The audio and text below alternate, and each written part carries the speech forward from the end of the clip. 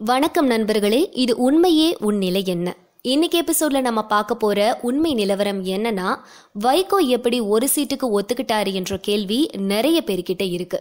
அதே மாதிரி ஸ்டாலின் வைகோவுக்கு ஒரே ஒரு சீட் கொடுத்து அவமானப்படுத்திட்டாரு அப்படின்னு சொல்லி சமூக வலைத்தளங்களை பேசிட்டு இருக்காங்க. ஸ்டாலின் கிட்ட ஒரு சீட் கொடுக்குறீங்களேன்னு கேட்டா என்ன பண்றது, அதை விட குறைச்சு கொடுக்க முடியாது அப்படின்ற மீம்ஸ் கூட ரொம்பவே வைரல் ஆயிட்டு இருக்கு. ஸ்டாலின் வைகோவை அசிங்கப்படுத்திட்ட மாதிரியும், வைகோவும் வேற வழி இல்லாம இதுக்கப்புறம் வெளியில போனா அசிங்கன்றதால ஒரு சீட்டுக்கு ஒத்துக்கிட்டு கூட்டணியில இருக்கிற மாதிரியும் ஒரு கருத்து இருந்துகிட்டே இருக்கு. ஆனா உண்மை நிலவரத்தை பாத்தீங்கன்னா, மதிமுகவுக்கு 2 சீட்டுன்னு தான் பேசினதாகவும், எல்லா கட்சிக்கும் 2 சீட்டு தரேன், உங்களுக்கும் 2 சீட்டு தரேன்னு தான் ஸ்டாலின் பேசியிருந்தாரு.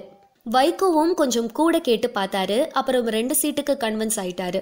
ஏன்னா ஸ்டாலின் எல்லா கம்யூனிஸ்டுக்கும் 2 தரேன், விடுதலை சிறுத்தைக்கும் 2 தரேன், அதே மாதிரி உங்களுக்கும் 2 தரேன்னு சொல்லி சுமூகமான கூட்டணியை முடிச்சிருந்தாரு. ஆனா அந்த 2 சீட்டு எப்படி ஒரு சீட்டு ஆச்சுன்னா அது ஸ்டாலினோட பெருந்தன்மையை தான் சொல்லணும். என்னன்னா, இந்த கூட்டணி முடிவுக்கு அப்புறம் நண்பர்களோட டிஸ்கஸ் பண்றப்ப அவருக்கு ஒரு தகவல் சொல்லப்படுது. என்னன்னா, வைகோ திருச்சியில போட்டியிடுற மாதிரி பேசி அதுக்கான மதிமுக சார்பில் ஆரம்ப கட்ட பணிகளும் நடக்க ஆரம்பிச்சிருந்தது. அந்த சமயத்துல தான் ஸ்டாலினுக்கு இப்படி ஒரு தகவல் வருது. வைகோ எங்க நின்னாலும் அவரை தோற்கடிக்கிறதுக்காக பெரிய தொழில் நிறுவனங்கள், அதாவது ஸ்டெர்லைட் மாதிரியான தொழில் நிறுவனங்கள் எவ்வளவு பணம் கொடுத்தும் அவரை தோற்கடிக்கிறதுக்கு முயற்சி பண்ணுவாங்க. வைகோ குரல் பார்லிமெண்ட்ல வரக்கூடாது, எழக்கூடாதுன்னு முயற்சி செய்வாங்க. இன்னும் சொல்ல போனால் ஸ்ரீலங்கன் எம்பசி அவருக்கு எதிரான வேலையும் செய்யக்கூடும்ன்றதுனால எப்படியும் அந்த சீட் வேஸ்ட் தான் ஸ்டாலினுக்கு தகவல் வருது. உடனே ஸ்டாலின் வைகோ கூப்பிட்டு, நீங்க கண்டிப்பா பார்லிமெண்ட் போகணும், ஏன்னா உங்களை எதிர்த்து பல கம்பெனிஸ், பல அமைப்புகள்